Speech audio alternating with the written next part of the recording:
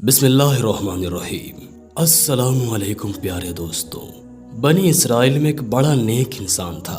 اس کا ایک بیٹا تھا۔ جب اس کی وفات قریب آئی تو اس نے اپنے بیٹے کو وصیت کی کہ کبھی بھی اللہ کی قسم نہ کھانا، نہ جھوٹی اور نہ سچی۔ جب وہ مر گیا اور لوگوں نے یہ سنا تو بنی اسرائیل اس کے بیٹے کے پاس آئے اور ایک ایک کر کے کہنے لگے، تیرے باپ کے پاس میرا اتنا قرض تھا۔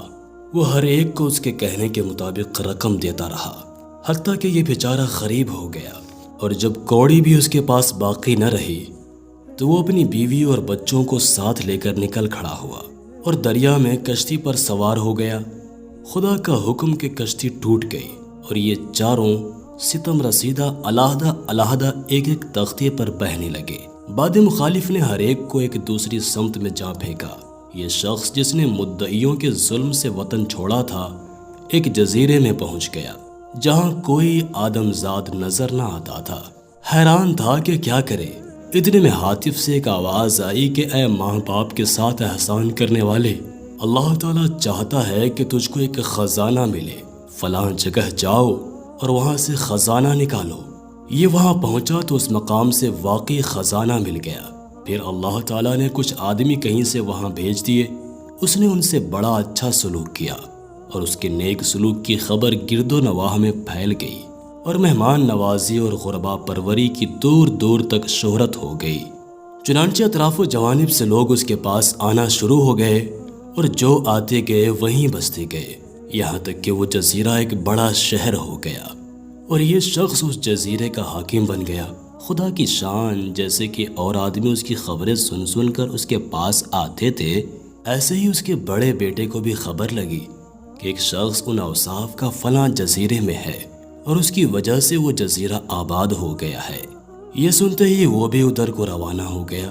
منزلیں طے کرنے کے بعد اس جزیرہ میں آیا اور حاکم جزیرہ سے ملاقات کی۔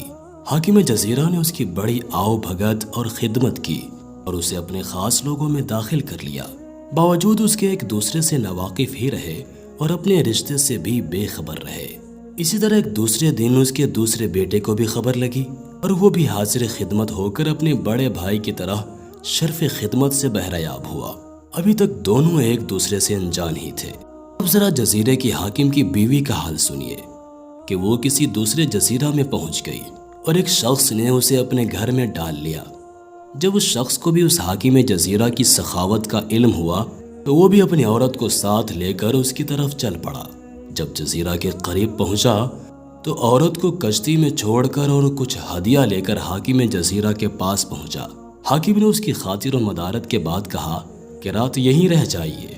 اس نے بتلایا کہ میں اپنی عورت کشتی میں چھوڑ آیا ہوں۔ حاکم نے کہا کہ میں اس کی حفاظت کے لیے 2 آدمی وہاں بھیج دیتا ہوں۔ پھر انہی دونوں بھائیوں کو حکم دیا کہ جاؤ اور رات بھر اسی کشتی کی حفاظت کرو۔ جب وہ دونوں کشتی کے پاس پہنچے تو آپس میں صلاح کرنے لگے کہ ہمیں اس عورت کی حفاظت کے لیے بھیجا گیا ہے، کہیں ایسا نہ ہو کہ نیند آ جائے۔ آؤ آپس میں کچھ باتیں کریں اور آج تک زمانہ کے حالات میں سے جو کچھ جس کو معلوم ہے وہ بیان کرے تاکہ رات بسر ہو اور نیند نہ آئے۔ چنانچہ ایک نے پہلے اپنا قصہ بیان کرنا شروع کیا اور اپنی مصیبت زدہ داستان سنانا شروع کی اور کہا کہ ہم 2 بھائی تھے۔ دوسرے بھائی کا نام یہی تھا جو تمہارا ہے۔ ہمارا باپ ہم کو ماں ہماری والدہ کے لے کر دریا میں سوار ہوا۔ خدا کی قدرت کشتی ٹوٹ گئی اور ہم سب ایک دوسرے سے الگ ہو گئے اور بچھڑ گئے۔ خدا جانے کون کہاں کہاں جا پہنچا ہے۔ جب دوسرے نے یہ قصہ سنا تو پوچھا کہ تمہارے باپ کا کیا نام ہے؟ اس نے بتایا کہ فلاں نام ہے۔ پوچھا اور تمہاری ماں کا نام کیا ہے؟ اس نے ماں کا نام بھی بتایا۔ یہ سن کر اسے تاب نہ رہی اور دوڑ کر اس سے لپٹ گیا اور کہا کہ رب کعبہ کی قسم، تو میرا بھائی ہے۔ وہ عورت جو کشتی میں بیٹھی تھی اور جو در حقیقت ان کی ماں تھی، بیٹھی دونوں کی باتیں سن رہی تھی۔ جب صبح ہوئی اور وہ شخص کشتی پر آیا، عورت کو نہایت غمگین پایا۔ یہ دیکھ کر اسے شک گزرا کہ شاید ان دونوں پہرے داروں نے کوئی شرارت کی ہے اس کے ساتھ۔ چنانچہ وہ غصہ میں الٹے پاؤں پھر حاکم جزیرہ کے پاس پہنچا اور سارا قصہ سنایا۔ حاکم نے ان دونوں کو طلب کیا اور ساتھ ہی اس عورت کو بھی بلا لیا اور پھر عورت سے پوچھا کہ بتاؤ تم کو ان سے کیا شکایت ہے؟ وہ بولی جناب ان دونوں سے کہیے کہ یہ رات والا قصہ پھر سے سنائے۔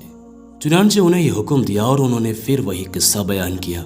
हकीम जजीरा यह किस्सा सुना तो बेख्तियार अपने तख्त से उठा और उन दोनों को छाती से लगाकर कहने लगा, अंतुमा वल्लाही वलदी, खुदा की कसम तुम तो मेरे ही बेटे हो। इधर औरत भी बेचैन हो गई और पुकार उठी, वाना वल्लाही उम्मुहुमा, और मैं खुदा की कसम इन दोनों की माँ हूँ। अल्लाह ताला जब चाहे बिछड़ों को जमा करने पर कादिर है। बेशक अल्लाह बड़ा मेहरबान रहम वाला है और बेहतरीन जज़ा अता करने वाला है। दोस्तों, माँ बाप के साथ नेक सलूक और उनकी फर्मा बरदारी का फल मीठा है और माँ बाप की फर्मा बरदार औलाद की दुनिया भी बन जाती है और दीन भी संवर जाता है।